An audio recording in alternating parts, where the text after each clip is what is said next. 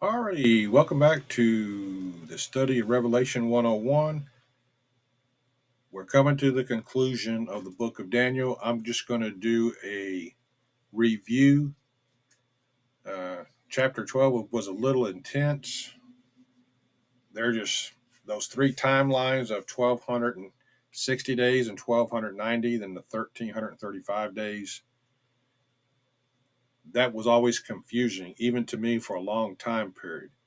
But it's all speculation. We know that we'll just one of those we'll have to wait and see. There's different commentaries on them. I kind of like this one here. I kind of lead toward that to where we come down to where the 1290s is the time of the Antichrist, and we get to 1290 days where Christ establishes his kingdom, and the 1335 is where the judgment of nations take place. I'm not saying that's it. I'm leaning toward that, but I can't say that is specifically correct. So, like I say, I'll be the first one to tell you I cannot confirm that, but that's just something to look at. Because I know you get all these times 3.5 years, 42 months, 1,260 days, and 1,290 days, and 1,335. You don't hear preachers talk too much about that. I bring them up because we're talking about it is in scriptures, they are brought up. People are afraid to talk about these things. I am not. It is something worth exploring. uh, Look at it, take it with a grain of salt, and move on. I don't run down rabbit holes. If I don't understand something, I'm just not going to chase it. At a later time period, it will establish itself when it needs to be established. Okay, let's get into the final review of the book of Daniel. Now, what I'm going to do this because there's so much things that we've learned about the Antichrist. I'm just going to say the chapter number and I'm going to say the verse. That will speed some things up. This will be a short segment, and then we will move on. Okay. The book of Daniel, the prophecies about the Antichrist. He will have eyes like a man, insight, shrewdness, and cunning. 7 verse 8. He will have a mouth that speaks boastfully, proud arrogance. 7 verses 8, 11, and 20. He will look imposing, impressive, commanding. 7 verse 20. He will wage war against the saints, that's God's people, and defeat them. 7 verse 21. He will subdue 3 kings. 7 verse 24. It goes into the bear with the 3 ribs. This was a symbolization of future events to take place. The Antichrist, we see with all that, with the abomination, desolation of the false prophet and the beast and all that. We see here that the Antichrist will take on some of the attributes of the different 4 kingdoms. We see here the bear with the 3 ribs. He seduced 3 kings. Okay. Next, he will speak against the Most High God. He will speak blasphemy and he will claim to be God. 7 verse 25. He will try to change times and laws. 7 verse 25. He will oppress the saints and they will be handed over to him for 3.5 years. 7 verse 25.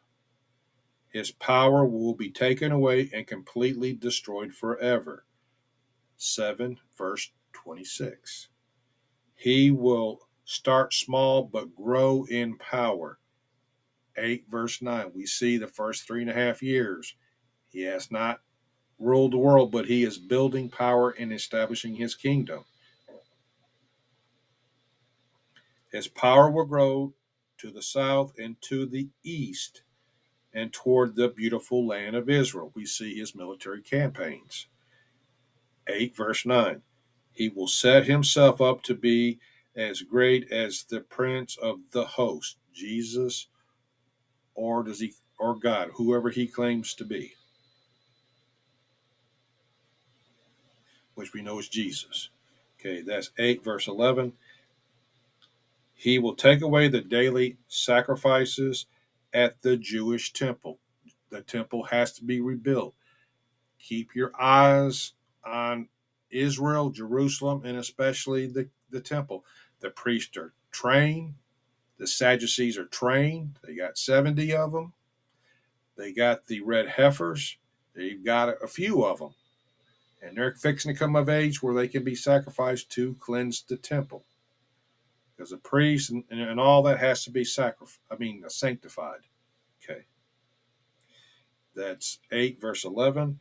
Because of rebellion by those on earth, the saints and the sacrifice will be given over to him. We see it's 8 verses 12 through 13. He will prosper in all that he does. 8 verse 12. He will cast truth to the ground, use deceit and lies. 8 verse 12. He will be a master of intertrudes, occultic or satanic plots. 8 verse 23. He will become very strong, not by his own power, but by Satan's power.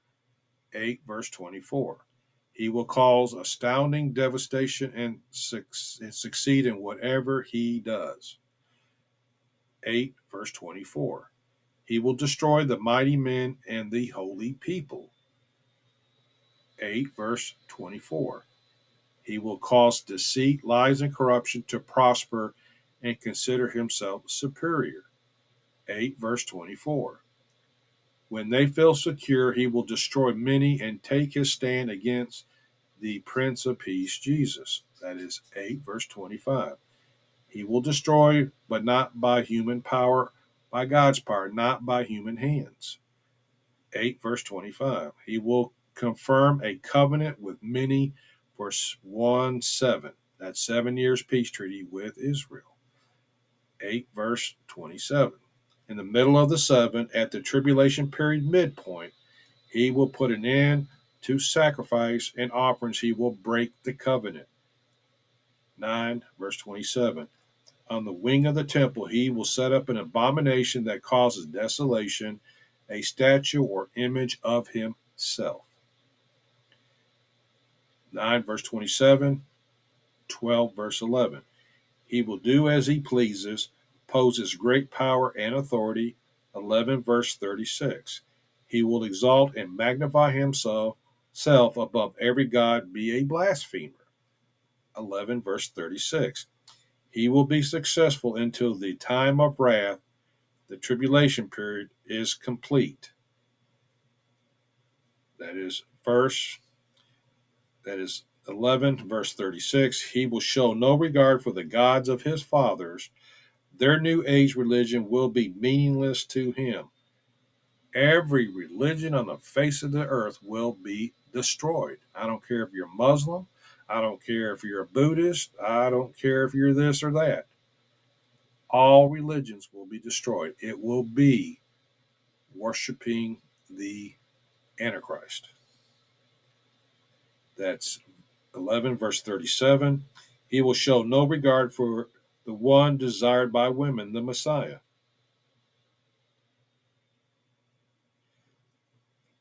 I'm going to say he shows no regard for the desire of women.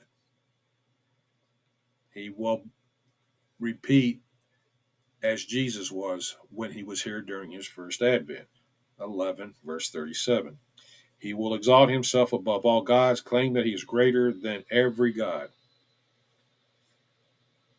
11 verse 37. He will honor the god of fortresses, Satan. 11 verse 38. He will attack the mightiest fortress with the help of a foreign god, Satan. 11 verse 39. He will make those who honor him ruler over many peoples. 11 verse 39. He will distribute the land for a price, swap conquered territory for favors. 11 verse 39. He will invade and sweep through many countries, attack many nations. 11 verse 40. He will invade the beautiful land Israel, 11, verse 41. He will conquer Egypt, Libya, and Nubia, perhaps Sudan, Ethiopia, perhaps Djibouti. Not sure. That's 11, verses 42 through 43. He will pitch his world tent between the seas, the Mediterranean Sea and the Dead Sea, at the beautiful holy mountain Jerusalem, 11, verse 45. He will come to his end, and no one will help him, 11:45. Okay, we see here quick 5 points. Remember of the Antichrist rise to power. He will begin his rise to world power in the European Union or whatever form it may take. That is 9, verse 26. He will rise to power after the world is split into 10 regions. That's 7, verses 7 through 8 and 24. After rising to power, he will take over the United Nations or whatever form it turns into. That is 2, verses 40 through 43. He will sign a covenant with many promised to protect Israel for 7 years. 9, verse 27. He will desecrate the temple in Jerusalem at the tribulation period midpoint. 9, verse 27. Daniel calls the Antichrist another horn. 7, verse 8. 8, verse 9. A little horn. 7, verse 8. Another king. 7, verse 24. A stern-faced king. 8, verse 23. The ruler who will come. 9, 26. That's just a quick review to do real quick. That concludes the book of Daniel. I hope you learned something that will help you in your studies. A lot of information will help you when you get into the book of Revelation. Many things learned here. Like I said, the Old Testament will tell you a lot of things about things yet to come. And when we get through most of it, you shouldn't have too many. There'll always be some questions that we will have as to what certain things mean, and that's okay. Not every bit of it is meant for us to understand at this time, and it was meant to be that way. The closer we get, the more clearer things become. So I would like to say thank you for going this far into the study of Revelations. I'm trying to do this in a format where I'm not in a three-piece suit. I'm not sitting in a podium. I'm not sitting and talking very fine and everything. I'm trying to sit down as a normal, down to earth teacher showing you mistakes and all, mispronunciation of words, because this is how you're going to probably present it. You're not going to be sure of everything. You're going to make mistakes. That's why I leave this stuff in. I'm trying to give you a representation of you sitting down trying to teach this in the format that whatever the Lord gives you. Please don't be scared to do this. It needs to get out there. Now, I could have done this differently, and I could have been and gone back and I could have pronounced the words right, and you never would have known. I'm not trying to be refined at this time. I want you to see what it means to sit down. And to be honest, I haven't studied. I've taught this many times before. I haven't studied anything because I wanted to show you coming into this probably how you're going to present it. And it's okay. Take the fear out of it. Don't try to be perfect. Just try to be a man or a woman of God sitting down in a Bible study, being real, discussing, bringing this stuff up, and helping others to understand. Because more than likely in the future, you're going to be teaching in a cell group, maybe a home church. You may be underground, uh, limited resources. And I just wanted to give you a chance to not be afraid to go into this because I could have done this totally different. but I just trying to be real and showing you not to be afraid to attempt to do this stuff. Hopefully, I've given you enough information to where you can go through, design your own course, and it doesn't have to be long. It can be very short.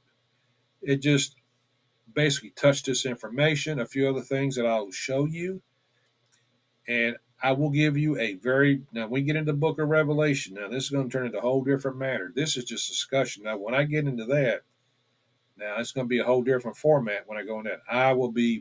It will be very I'll get formal then. But until then, I'm just trying to have you relax, drink a cup of coffee, uh, understand a few things, get because there's going to be some controversy. There's going to be some things that we don't understand going through this, and it's okay to where you're relaxed and giving you the courage to go ahead and to teach it. Don't be afraid to do any of this stuff. It needs to be done. There needs to be more of God's people out there, the remnant, getting out and actually teaching God's word and get away from the goats feeding or the clowns feeding the goats. There's so many false prophets and teachers out there and these false ministers, and they are flooding the church. You don't know how many real called men of God are out there anymore. We're seeing here that a lot of churches are dead and cold. There's no power in it. It don't need to be that way. You need to step up and become that light in the power and operate in authority of God, producing fruit. So I'm going to shut it down from here. We're going to go on. I just wanted, before we go any further, now I'm not going to be very proper and prim and everything else. When we get to the book of Revelation, now I will be I'll dress more accordingly, and I will be more professional about it. I will be more of a more appropriate teacher. But until then, we're just exploring. We're just a couple souls exploring what the Word of God has to say to get your bearings, to get your facts in, to be relaxed. But once we get to Revelation, we get into the real books. This is where I have to get dead serious about what I teach, and then I'll go in a different format. But until then, I love you, and let's learn some more things about what happens in the book of Revelation. Love you. Bye.